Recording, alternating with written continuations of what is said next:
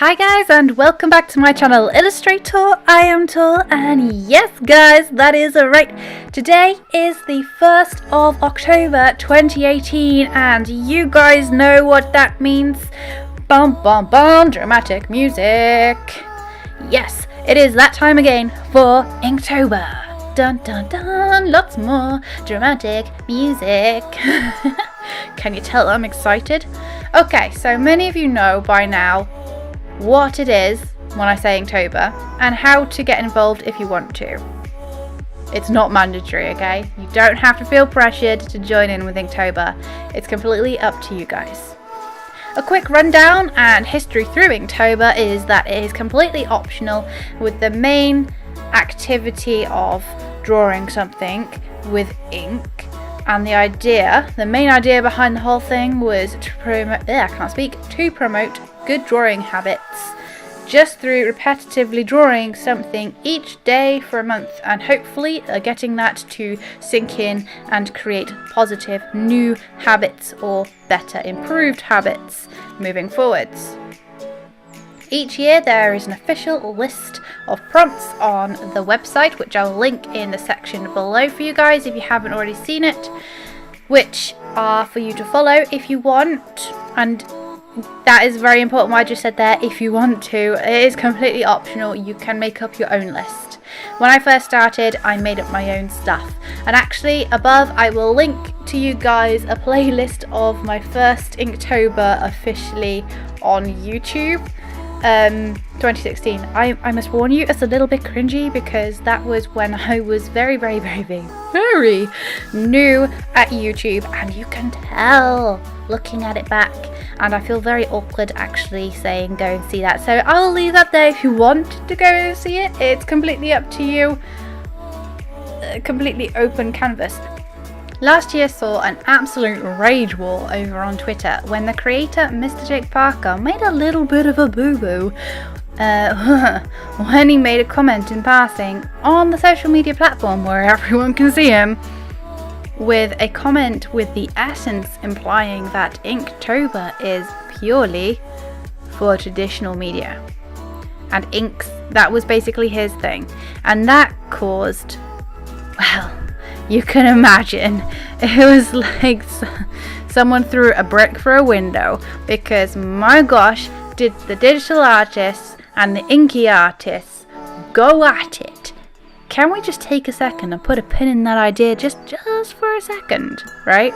So actually the idea of Inktober is basically enforcing good natural habits and things. So what you actually want to do is take what you know as it is and smash it up. That is what we're going to need to do. We're just going to need to take all the bits that we know from Inktober that is good, that is absolutely positive, like enforcing positive drawing or creativity habits. It may not even be drawing. The main goal for yourself should be you. Honestly, if you're entering Inktober with the idea of you want to pit yourself against the next person, you're going to end up feeling bitter about your art if you are not happier than what someone else has created. It's not the right mentality in moving forward for your own mental health. So strip it all back, go all the way back, take the bits that most appeal to you about Inktober and make that fit you. So for me, it's the positive habit improvement, it's drawing regularly, it's creating, for me personally, it's creating a story, developing your own OCs, practicing with Copics, practicing with ink, practicing with paints, things that I want to personally improve. And that is the same basis of what Mr. Jake Parker did originally. We'll push all away that bitterness about media. It's not about the media, it is about yourself, the artist, the creator, and you creating for you something that makes you happy. Now, people can make art out of anything. I've seen people make art out of mud and leaves and shavings from, pencils, and it looks absolutely amazing. You are not limited to a paintbrush or pens or ink. let yourself free. Create with whatever you want to do. It's a wonderful world out there. Go and play. Totally just play. This year, guys, I'm doing Inktober slightly different to how I've usually done it. So 2015 I did it privately behind closed doors and I didn't make it to the end. 2016 I've already spoken about and it taught me more than anything else editing skills or speeding up my editing skills.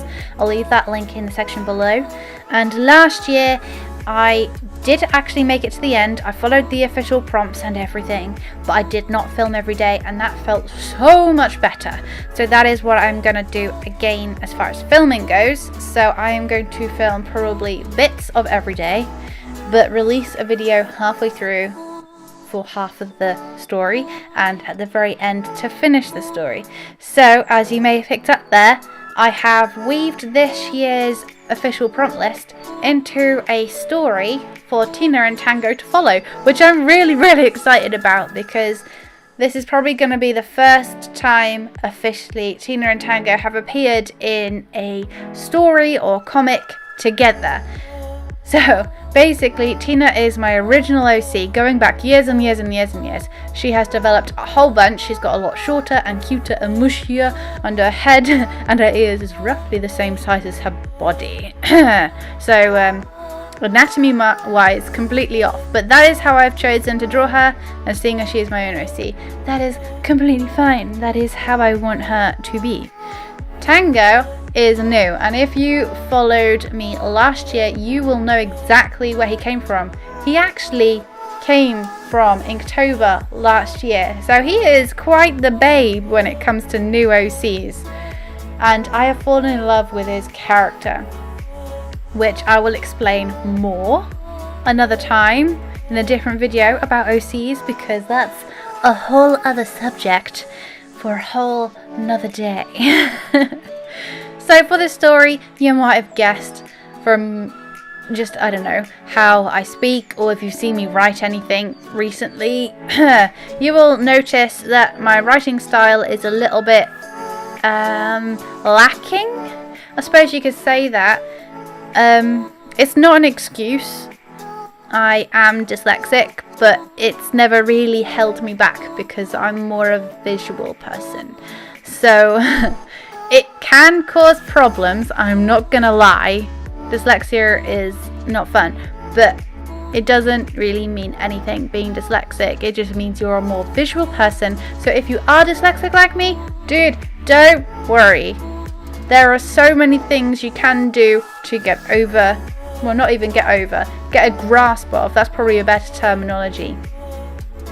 Getting a hold of what best suits you is the key to being an adaptive dyslexic. So understanding yourself and then adapting everything around you to suit you. So for this story, I didn't want to give you a whole bunch of dyslexic nightmares, so I wrote it and I gave it to my partner, who is much better at English than I am. Yeah, basically it's been fixed. Woo! So hopefully you guys will like it. I'm very much excited to show you guys what I've done. This is the first story, official story, that I have written for them, and because the prompt list was so eclectic, the story gets a bit weird. Just a heads up, it gets weird.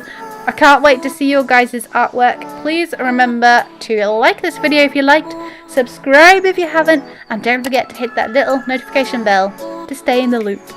Until next time, guys, love you all. Bye!